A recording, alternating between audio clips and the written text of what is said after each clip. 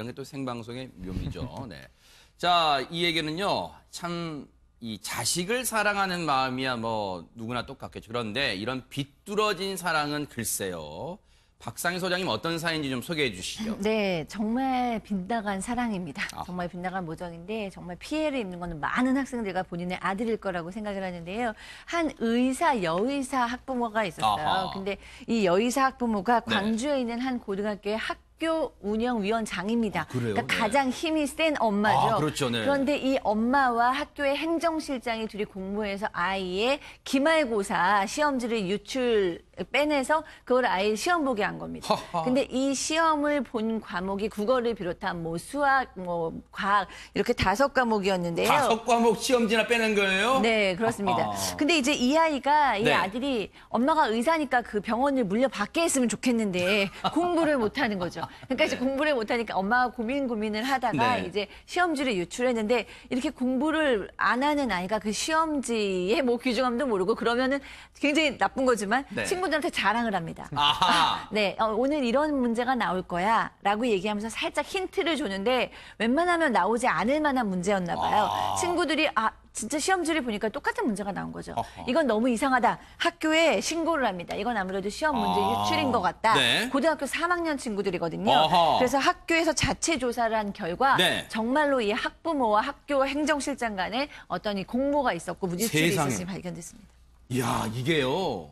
진짜 어디 영화나 드라마에 나올 법한 얘기잖아요. 이게 학생들이, 그 친구들이 처음에 시험 볼 때는 우와, 대박! 진짜 나왔다! 찍어주고 진짜 나왔다 했겠죠. 그런데 뭔가 그 다음 생각이 이상하다.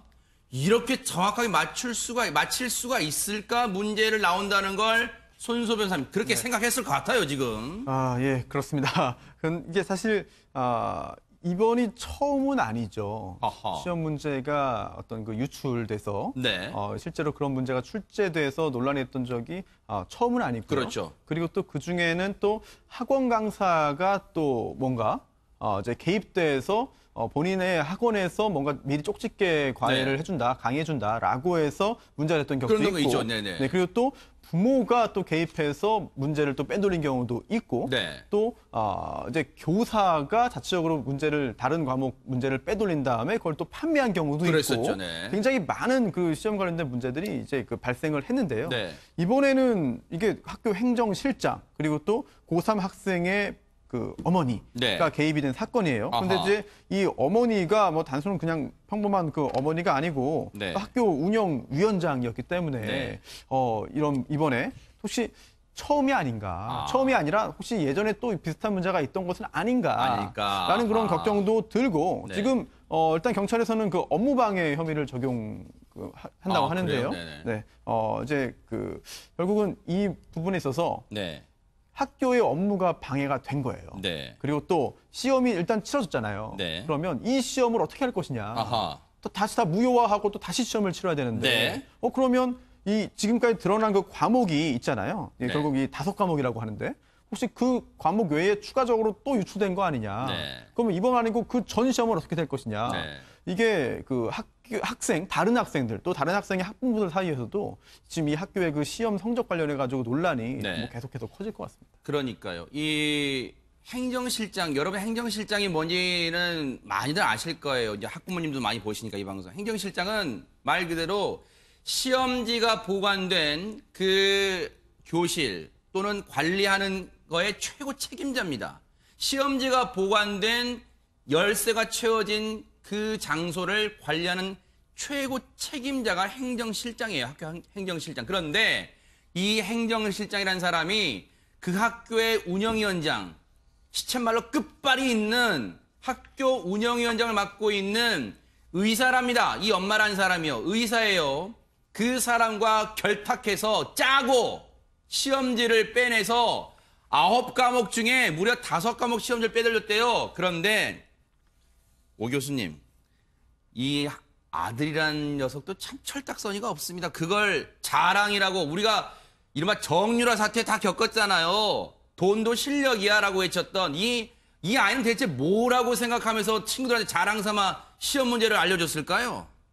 그러니까 일반적으로 우리나라의 부모들은 그뭐 의사라든가 이런 어떤 그 특정한 그 직업군에 있으면 네. 자기 그 자식도 그 정도는 돼야 된다라고 생각을 하는데요. 네. 그것은 이제 자기 자식에 대해서 나름대로 어떤 객관적으로 판단을 해야죠. 그래서 네.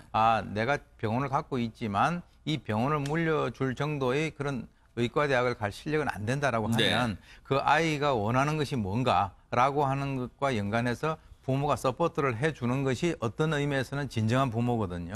그런데 이제 과연 이제 물론 방금 말씀하셨습니다마는 그 아이가 어떻게 보면 철딱서니가 없지만 만약에 그렇게 하지 않았으면 이게 또 그대로 넘어갔을 수도 있다는 거죠. 있네요. 맞아요. 예, 그래서 이제 이 부모가 의사라고 하고 그리고 학교의 이제 그 운영위원장이라고 하는데 과연 이제 단기 목적을 위해서 이 수단과 방법을 가리지 않게 되면 나중에 그 아이가 자라서 과연 어떤 사람이 될 것인가라고 하는 이 교육에 있어서의 궁극적인 목적을 망각한 그런 상황이 아닌가 상당히 참 안타깝죠.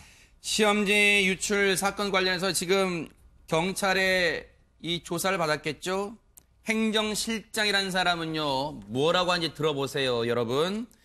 운영위원장, 학교 운영위원장, 그 여자 의사, 엄마라는 사람요.